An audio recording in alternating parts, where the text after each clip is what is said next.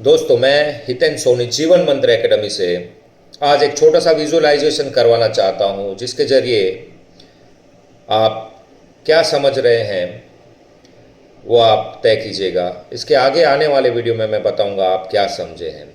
तो शुरू करते हैं एक छोटा सा विजुअलाइजेशन। ध्यान दीजिए और अपनी आँख बंद कीजिए। सिर्फ मेरी आवाज़ पे ध्यान दीजिएगा और आपको जो दिख रहा है उसे विजुअलाइज कीजिएगा।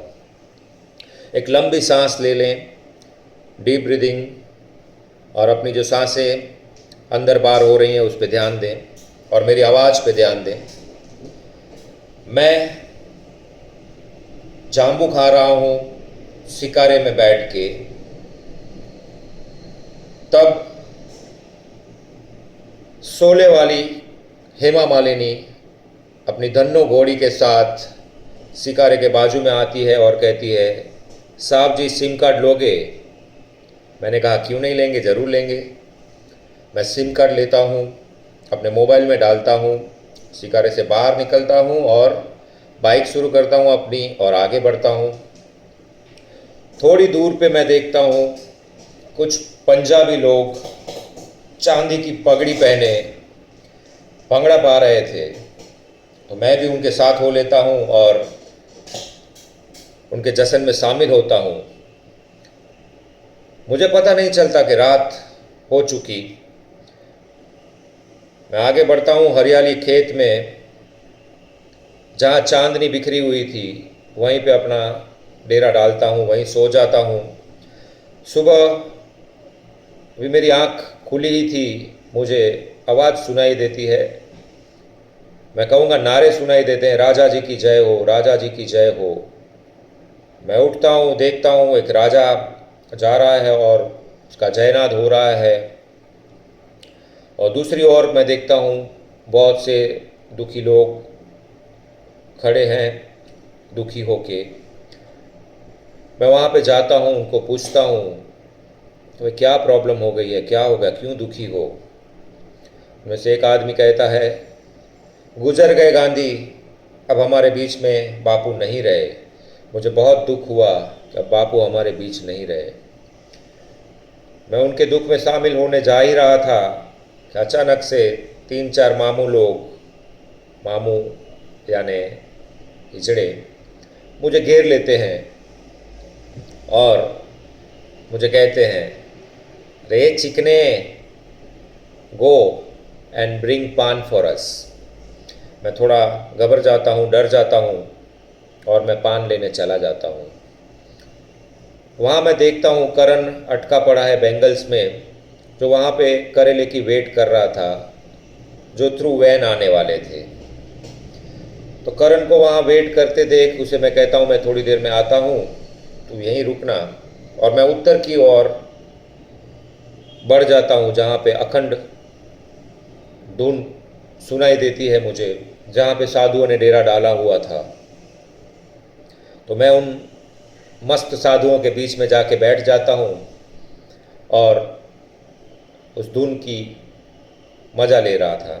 तब अचानक एक साधु आता है, एक 7 अप लेके, और मुझे कहता, बच्चा इसे पी ले, तेरे लक बदल जाएंगे। पहले मैंने सोचा पीऊँ या ना पीऊँ, मतलब पी लेता हूँ, और पीने के बाद सचमुच मेरे लक बदल जाते हैं और मैं एमपी बन जाता हूँ भोपाल शहर का। एमपी बनने की खुशी में मैंने अपनी छत के नीचे पार्टी दी, जिसमें रायता और पूरी का लंच रखा था। लंच होने के बाद जो तेल बचा था वो मेरे आंगन में मैंने हाइड कर दिया और लोग जाने लगे। तब अचानक मैंने देखा एक अंधा हाइड्रोजन बॉम्ब लेके भाग रहा था, जिसकी टम्मी पे नाड़ा और चेन लटक रहे थे। वो देख के कुछ दूरी पर सिख लोग की गैंग थी जो टॉक कर रही थी आपस में कि लालू इस बार भी बाहर की लड़की को पटा ले जाएगा। मैं उनके पास जाता हूँ और कहता हूँ, ये बकवास की बातें छोड़ो, हम लोग जार में चलते हैं, जहाँ पे धोनी रन बना रहा है वहाँ जाके चीयर करते हैं। दूसरे ने कहा वहाँ जाने दो, वेस्ट में चलते हैं जहाँ पे बहुत ही अच्छे पान बनाए जाते हैं कोल और कत्था डाल के, जो खाने में बहुत मज़ा आएगा। हम लोग जाने की तैयारी कर ही रहे थे कि बाजू में से फुल स्पीड में एक ओडी गाड़ी बूम करके पास हो जाती है और पूरी रफ्तार से एक पीछे से अरुणा ईरानी फिल्म अभिनेत्री हाथ में ईंट लेके उस ओडी गाड़ी पे फेंकती है। तब मैं अपने ऐश पे बैठा हुआ आम खा रहा था डिश में डाल के, अपने खच्चर पे बैठ के। मेघ वर्षा जोरों से शुरू हो जाती है,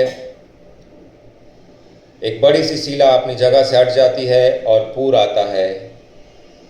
तब मैं सोचता हूँ अगर घर पे ताला रहा तो इस पूर में मैं बच नहीं पाऊंगा। मुझे मेरे राम याद आ जाते हैं, माज़े राम, जहाँ पे मैंने ज्वाला जलाई थी, दीपक जलाए थे, वो राम याद आ जाते हैं। और वहाँ पे रखी हुई एक मणि जो बहुत ही इम्पोर्टेंट थी वो याद आ जाती है। और वहाँ पे नाग को ही वो मणि मार न दे,